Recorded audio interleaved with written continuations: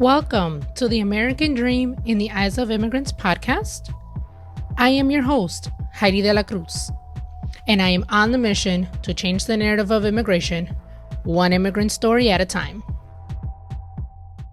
Hello, everyone. Welcome back to another episode of the American Dream in the Eyes of Immigrants podcast. I am your host, Heidy De La Cruz, and I have a very special guest today. I have Miss Jannese from Quiero, Dinero podcast.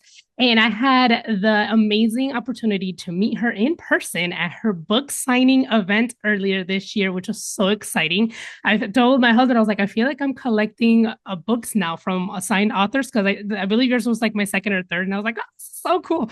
But anyways, I would like for you, if you could please introduce yourself to the audience, who you are, what you do, and then we'll get started into growing up with immigrant parents. Absolutely. So, Heidy, thank you for the invitation. I'm super excited to be here. My name is Jannese Torres, and I am a Latina personal finance educator, podcaster, and now author of the best-selling book, Financially Lit, the Modern Latina's Guide to Level Up Your Dinero and Become Financially Poderosa. And my mission on planet Earth is to empower Latinas to be unapologetic about their desires to break out of the cycle of struggle, build wealth, and change the trajectory of their lineage with the power of dinero. Oh, I love that. And there's so much that our community struggles with when it comes to dinero and like the not the lack mindset and just like, a lot of the barriers that we work through. And so definitely let's get into your growing up. So you're from Jersey, your parents are from Puerto Rico. So how was that growing up with immigrant parents, but then also being the eldest daughter? Yeah, so I think the unique thing about being Puerto Rican is that in a lot of ways we have a lived experience that can be similar to the immigrant experience, but we are unique in the sense that we are born U.S. citizens. And so since 1898, when Puerto Rico became a part of the U.S., and I say a part in air quotes because we really are a colony, one of the things that came with that was the birthright citizenship. So if you're born either in Puerto Rico or on the U.S. mainland, you are a U.S. citizen automatically. Mm-hmm. Now, the thing that's unique is that even though that's the case, the lived experience of people on the island is completely different than growing up Puerto Rican in the U.S. It's very similar to the immigrant experience in the sense it's a different language, it's a different culture. There's a big culture shock when you come from Puerto Rico to the mainland.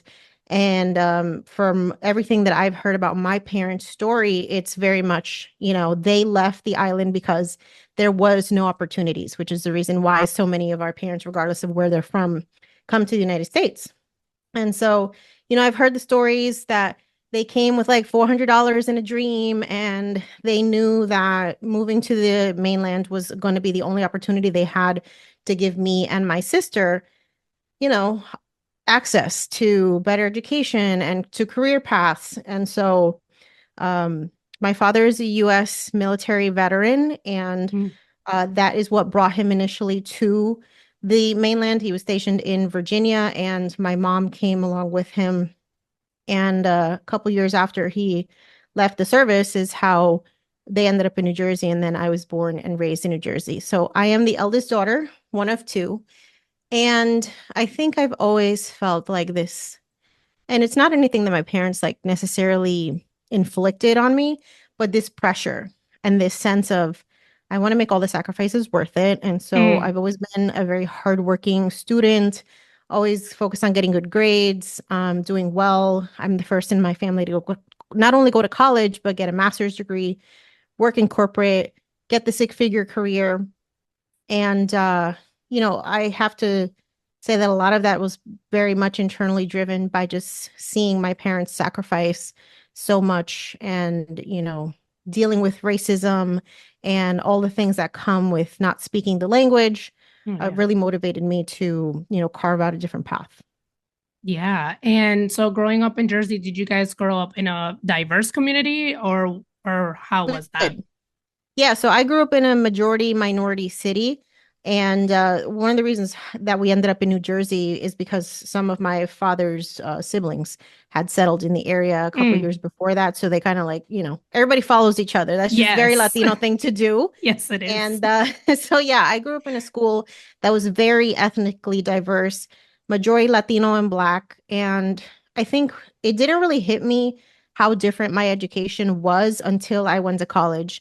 And I Mm. started feeling like instead of the majority, I started definitely feeling the like the minority and noticing a disparity in the level of education that I received versus peers of mine who had gone to like super affluent majority white districts and realizing like I'm out here struggling with algebra and y'all are doing calculus like it's second nature. And so I think that for me was the first experience that I had in seeing that I had come from some place that was different.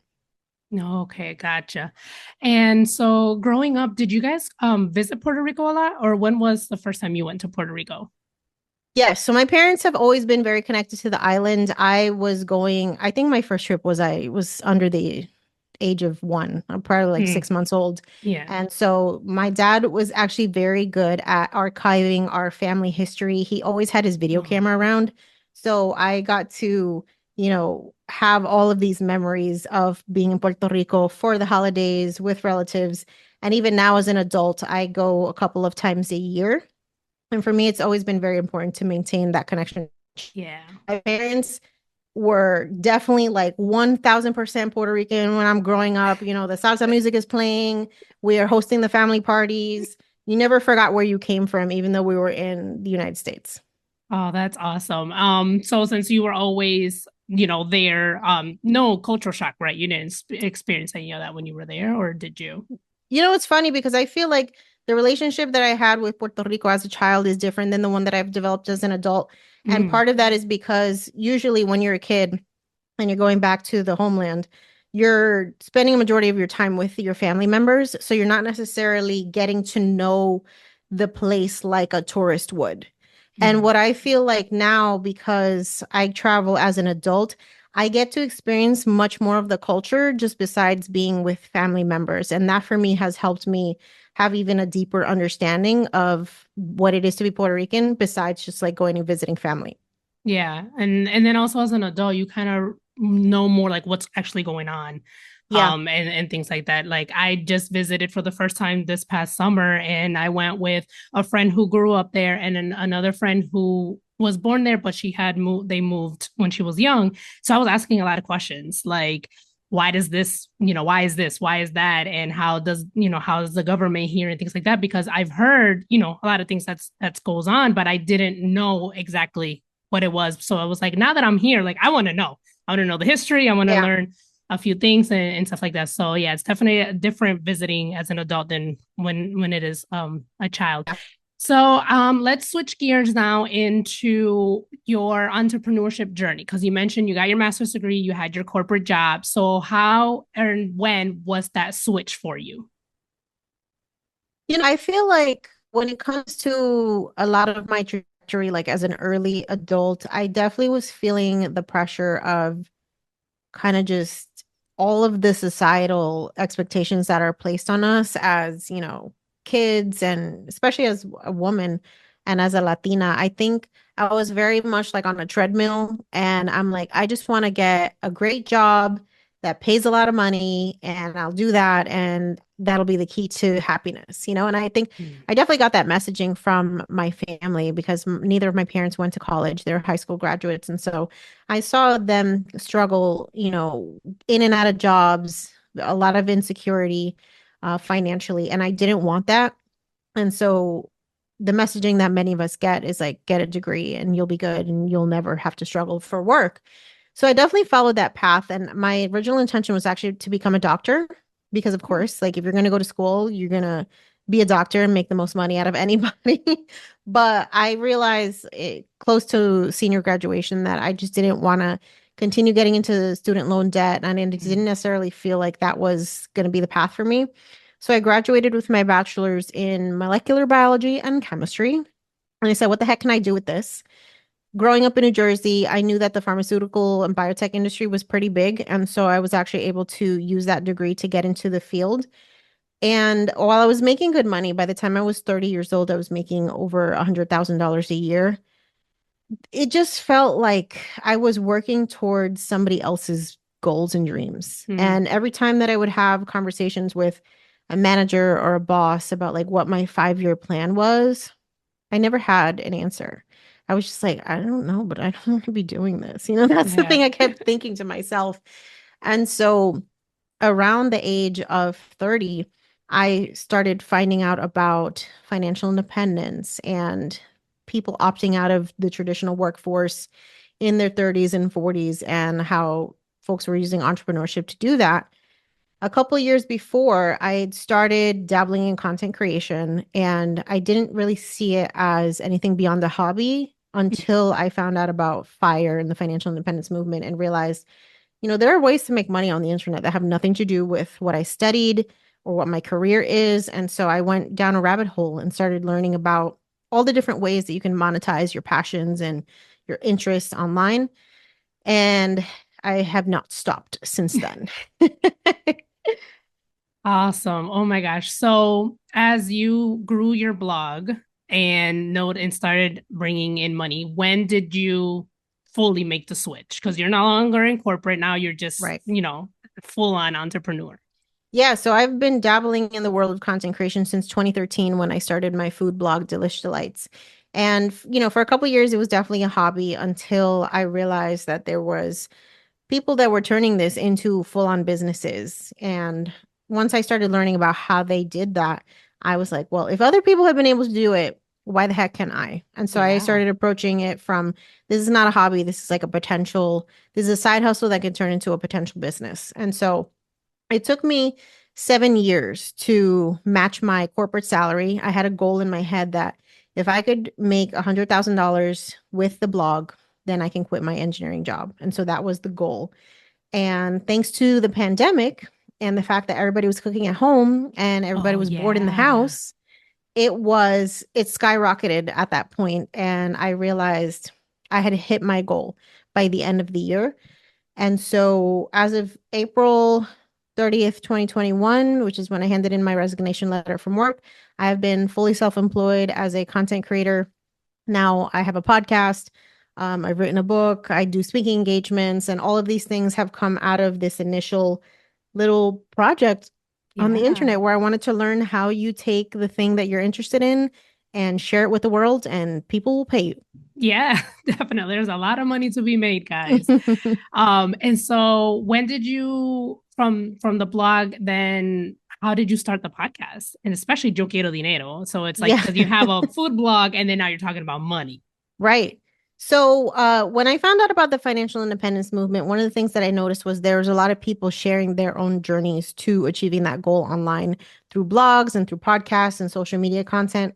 And so I got bitten by the bug of personal finance very early on. And by 2019, I had realized that there wasn't really a platform that was talking specifically to Latinas about financial independence and money. And so I decided that, hey, why the heck not? Other people are doing this. I'm going to dive in. I'm going to learn how you start a podcast, how you start doing this on social media. And I started sharing my own journey towards becoming debt free and pursuing financial independence through the podcast and through social media. And it kind of just morphed into a second business, right? Like people started Mm. following my journey. I would talk a lot about how I was using my blog to earn extra income that then I was going to use to pay off debt and to invest more money. And so I started getting questions from people. They're like, how did you do this? I want to start a Yeah, blog. I yeah. want to learn more about money. And it's just the nature of sharing what you're doing and people becoming curious about it that led me to having this now second business that, I literally didn't even know I was creating when I started the podcast. And so how did the book come into play? Because you have the blog and then now the podcast, and then now you're an author. So how did that come into play? Yes. Again, another thing that I never thought I was going to do. I've always been a book lover. As a kid, I would spend hours in Barnes and Noble and just books have always been this really almost like idolized content for me. So I Yeah. never could have imagined writing a book, but I realized I kept getting the question, especially as time went on and the podcast continued to grow and the platform. People are like, when is the book coming out? And I'm like, what are you talking about? I don't want to write a book. Like, that sounds exhausting. That sounds terrifying. But I realized, the same way that I created the podcast because I needed this type of content where I could see stories that I could relate to as a Latina of people that are achieving incredible things from our Yeah. community when it comes to money. I realized there was no book that was that living example for people in our community. And so, Have you been thinking about starting your very own podcast? Well, I created a podcast course to help you launch your podcast without feeling overwhelmed and with simplicity. Okay. So it is a 6 week podcast course. Each video is less than 15 minutes long, so it doesn't take that much time to get through. And it breaks down the steps that you need to launch your podcast. Again, 6 weeks or less. So you can do it faster than 6 weeks, or you can take longer than 6 weeks. It's all up to you. You do it at your pace. And you will get lifetime access to this course. In addition to the 6 modules or the 6 videos, you also get videos about editing. You'll also get the podcast digital planner, which helps you create your content and helps you with the episode outline. It helps you with the show notes outline. It helps you stay on track with the podcast cycle checklist. It has the guest intake form and also a Google Sheet episode organizer to make sure that you are organized and set up from the jump to be able to plan out your content, organize your episodes, because that is key to long-term podcasting, right? You'll also get 3 exclusive interviews with leading podcasters who are killing it in the industry. And in addition to all of that, you will also get the podcast workbook, like how to launch a podcast workbook that goes along with each module. So you can watch the videos and then also follow along with the workbook. All of that is included in the course.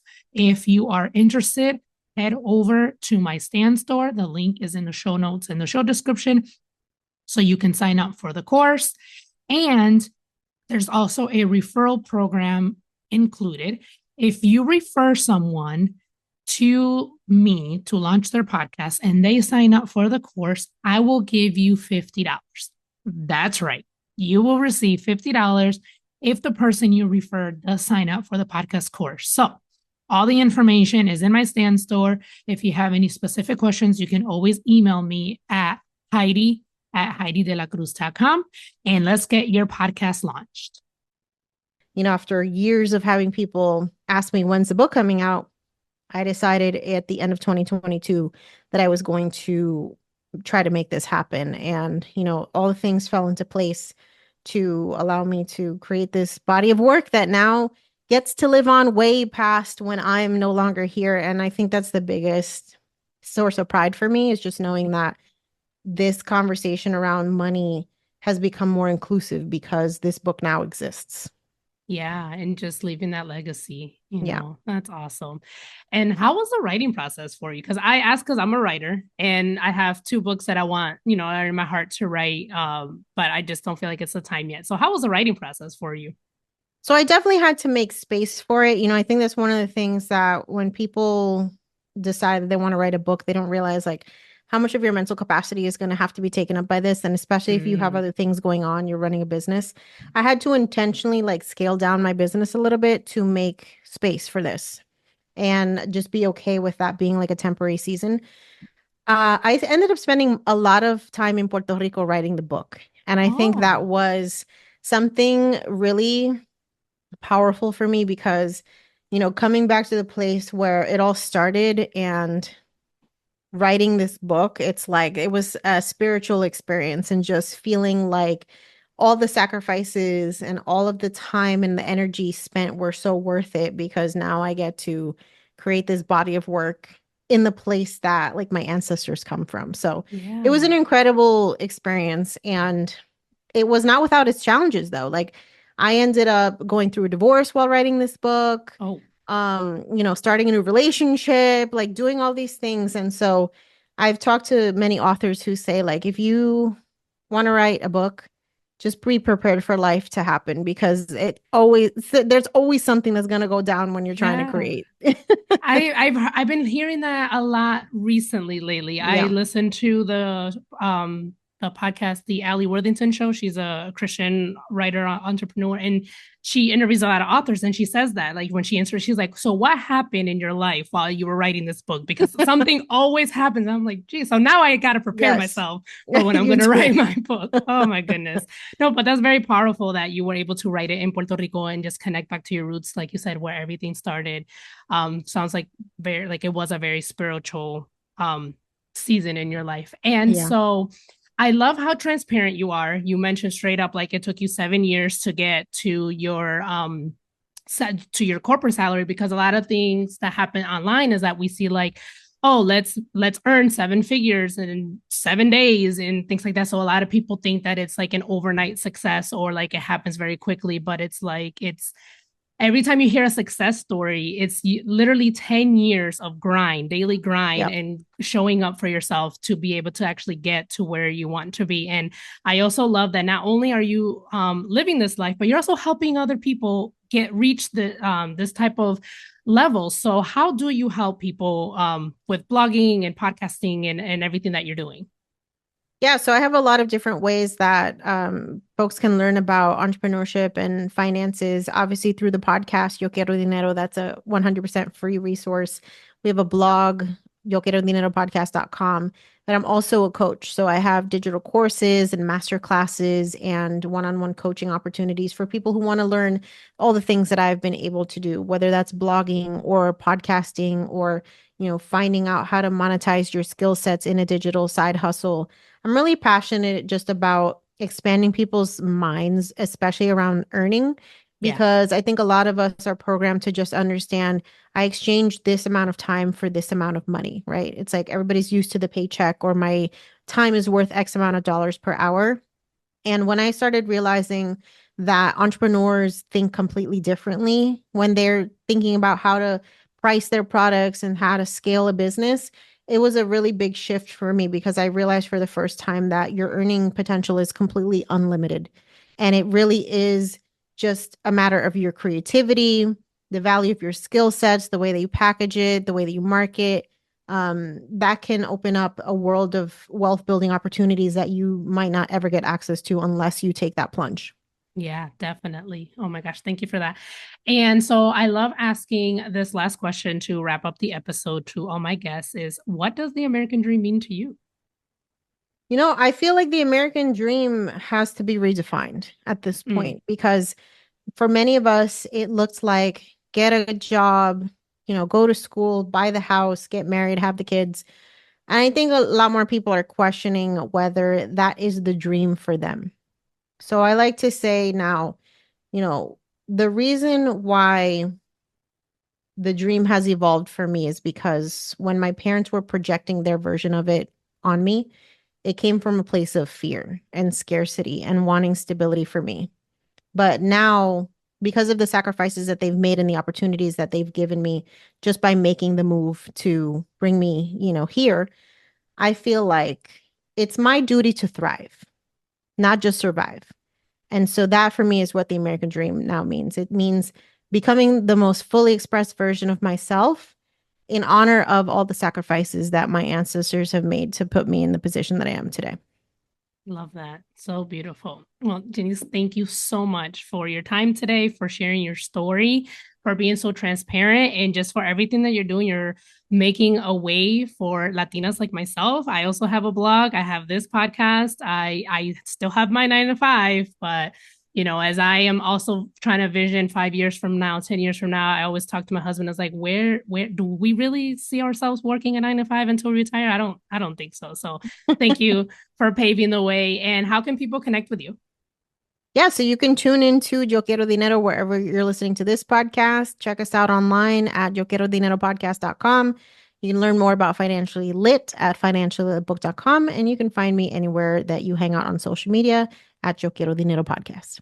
Perfect. I will include all your links in the show notes and show description. You know the deal. And again, thank you so much. Thank you for having me. Thank you for listening to Mommy Podcast.